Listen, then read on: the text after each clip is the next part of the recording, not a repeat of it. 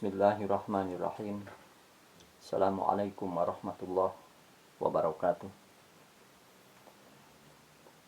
Alhamdulillahilladzi anzalal Qur'anul Majid.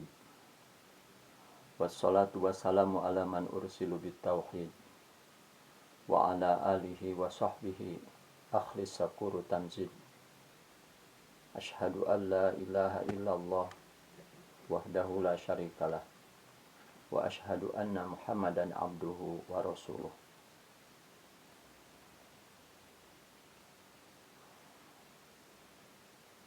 Utlubul ilma minal mahdi ilal lahdi, fa inna tolabul ilmi faridatun ala kulli muslimin wal muslimat.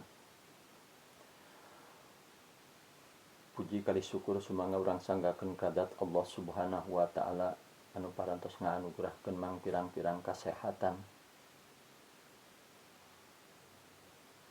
Hoksanaos di sisi urang aya sebahagian wargi-wargi anu kakeunaan ku dampakna corona. Mudah-mudahan Allah Subhanahu wa taala nganugerahkeun kasehatan kembali ka dirina. Oge teh hilap sholawat kalih salam sumangga urang sami-sami limpahkeun ka junjunan alam, yakni habibana wa nabiyana Muhammad sallallahu alaihi wasallam.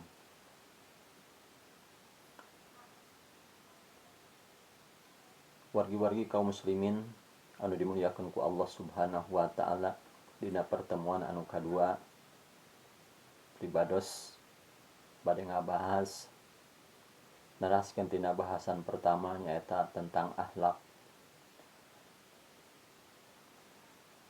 Kamari didugikeun akhlak teh kabagi dua, nyaeta aya akhlak anu hasanah, aya akhlak anu sayyi'ah. Akhlak anu hasanah teh pengertianana nyaeta akhlak anu hade. Akhlak sayyi'ah nyaeta pengertianana akhlak anu goreng. Jadi dina diri urang sadaya aya dua akhlak anu nampak sawaktu-waktu eta akhlak teh aya dina diri urang. Maklum sifatna manusia, al insanu ma'alul khata wa nisyan. Jadi manusia teh terkadang kakeunaan ku akhlak anu hade, terkadang kakeunaan akhlak anu goreng. Eta namina manusia. Mudah-mudahan Allah Subhanahu wa taala nganugerahkeun ka urang sadaya mang pirang-pirang akhlak anu hasanah. Dina bait anu kadua dina kitab Akhlak Banin dijelaskeun ieu kitab karangan Syekh Umar Al-Barza. Dina bait anu kadua ngajelaskeun Syekh Umar dina ieu kitab Akhlak Banin, yajibu wa yajibu alaihi aidon, jeung wajib kamurang kalih nyaeta ayyabta'ida anil akhlaqil qabihah. Wajib pikeun satiap murang kalih nebihan atanapi ngajauhan akhlak qabihah. Pemahaman atanapi pengertian tina akhlak qabihah teh nyaeta akhlak anu goreng. Bahkan dina ieu katerangan teh disebutkeun ayyabta'ida, urang kedah ngajauhan, kedah nebihan tina akhlak anu qabihah. Bahasana ba'id, geus jadi kebiasaan di urang nalika keur mewabah corona bararaid sing jararauh sing ditebihkeun ka Sabrang ka Palembang, jauhkeun tina panyawat atanapi tina wabah corona. Ta ieu oge urang kedah nyuhunkeun ka Allah Subhanahu wa taala perlindungan sing ditebihkeun tina akhlak anu qabihah, nyaeta akhlak anu goreng. Tadi di awal pribados ngadugikeun nyaeta akhlak teh kabagi dua, kahiji aya akhlak anu hasanah, kadua aya akhlak anu syai'ah nyaeta identik sareng akhlak qobihah nyaeta akhlak anu goreng. Salah sawiya contoh akhlak qobihah nalika urang berjalan-jalan nalika ningali aya sesuatu hal anu matak bahaya, contoh nah aya beling, aya cucuk, aya cangkang cau, urang enjoy henteu hayang miceun kana eta anu matak pimadoroteun. Sabab naon nalika eta beling katincak ku wargi-wargi urang bisa jadi luka eta kakina. Nya kitu deui nalika aya beling, aya naon, aya cucuk, nalika katincak bisa nyeceb kana kakina. Nalika eta cangkang cau katincak secara tersengaja bisa jadi manehna bakal dampak akibat ngageledug ka tukang. Tah urang lamun ningali hal-hal anu hade teh anu matak pibahayaeun teh ulah enjoy,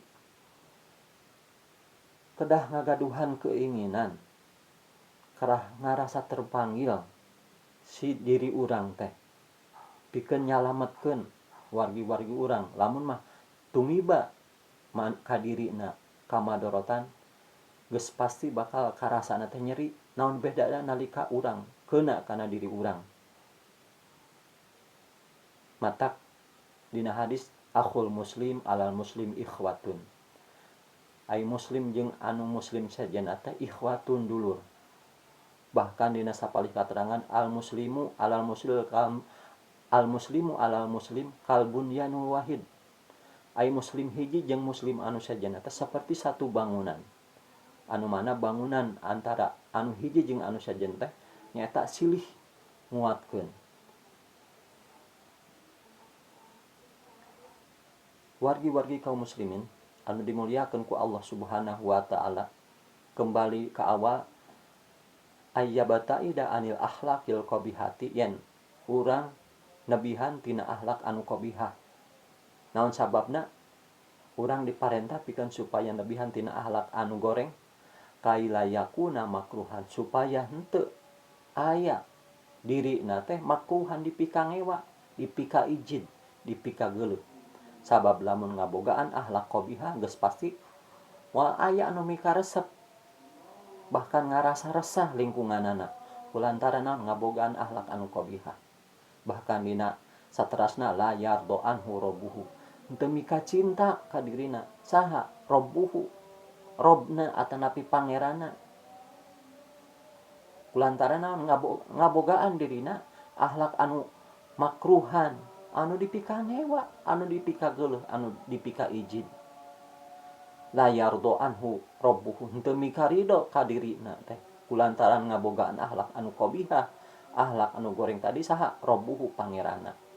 Bahkan dina ayat anu terakhir, dina keterangan anu terakhir, wala yuhibbuhu ahluhu, jeung henteu mika cinta keluargana, si pamajikanana, si akhlak, si anakna teh henteu merasakan rindu kehadiran manehna teh, kehadiran orang tuana teh. Tapi lamun ngabogaan akhlak anu hasanah, dianti-anti, diarep-arep ku satiap jalmi, diarep-arep ku pasangan hidupna, diarep-arep ku rerencanganana. Sabab naon? Ngabogaan akhlak anu hasanah. Tapi sabalikna lamun ngabogaan akhlak anu qabihah, akhlak anu goreng, moal mika ridho Allah ka dirina, jeung henteu mika resep ahluhu keluargana, jeung henteu mika resep keturunanana. Anu terakhir wala ahadun minan nas, jeung henteu saurang oge minan nas ti satiap manusia anu mika cinta ka dirina. Mudah-mudahan Allah Subhanahu wa taala nyalametkeun urang sadaya tina akhlak anu qabihah nyaeta akhlak anu goreng, kalayan sagala rupi kakiatan sumangga urang sami-sami mempertahankeun akhlak anu hade. Barakallahu li wa lakum fil Qur'anil Karim. Wa nafa'ani wa iyyakum bima fihi minal ayati wa dzikril hakim. Wa taqabbala minni wa minkum tilawatahu innahu huwas samiul alim. Assalamualaikum warahmatullahi wabarakatuh.